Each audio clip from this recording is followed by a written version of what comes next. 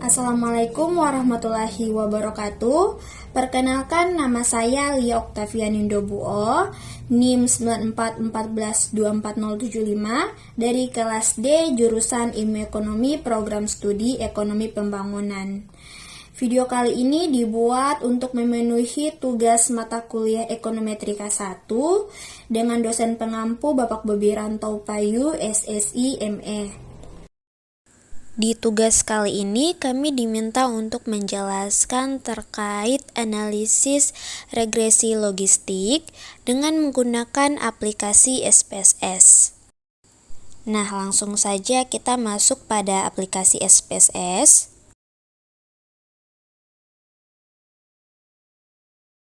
Klik pada variable view dan untuk kolom name kita masukkan Y, X1, X2, dan X3. Dan untuk kolom label, pada bagian Y, yaitu kita masukkan IKF Sumatera Barat. X1 yaitu tingkat pengangguran terbuka Sumatera Barat. X2 pertumbuhan ekonomi Sumatera Barat. Dan X3 yaitu kemiskinan Sumatera Barat. Selanjutnya kita klik pada data view dan kita salin data yang telah kita sediakan, yaitu data IKF, tingkat pengangguran terbuka, pertumbuhan ekonomi, dan kemiskinan kabupaten dan kota yang ada di Provinsi Sumatera Barat.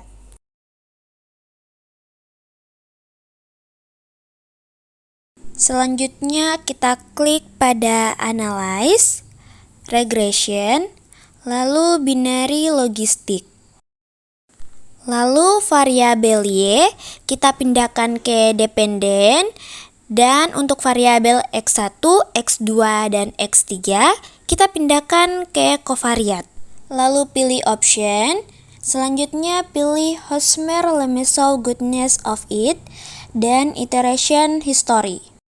Lalu kita klik continue, dan yang terakhir kita klik OK. Nah, di sini sudah muncul output SPSS dari regresi logistik. Nah, di sini terdapat tabel iteration history. Untuk blok 0 atau beginning block, tabel ini menunjukkan proses SPSS saat membangun model tanpa variabel X atau hanya konstanta. Di sini ada nilai min 2 log likelihood sama dengan 25,008 dan nilai konstanta stabil di minus 0,539. Artinya, model awal belum memakai X1, X2, X3. SPSS hanya menebak status IKF berdasarkan proporsi data. Ini menjadi pembanding untuk model berikutnya. Dan selanjutnya iteration history pada blok 1 method atau enter. Di tabel ini terdapat nilai minus 2 log likelihood turun dari 25 hingga sekitar 19,043 dan koefisien X1, X2, X3 dan konstanta berubah secara bertahap hingga stabil. Artinya, penurunan nilai minus 2 log likelihood berarti model menjadi lebih baik setelah memasukkan variabel X1, X2, dan X3. Tetapi perbaikan ini belum tentu signifikan. Lalu tabel Omnibus Test of Model Coefficient. Nilai chi-square-nya yaitu 5,965 dan nilai P-nya yaitu 0,113. Artinya secara keseluruhan X1, X2, dan X3 tidak signifikan bersama-sama dalam mempengaruhi status IKF Sumatera Barat. Karena nilai P-nya lebih besar dari 0,05, berarti model ini tidak signifikan secara statistik. Selanjutnya, tabel model summary. Terdapat nilai min 2 log likelihood, yaitu 19,043.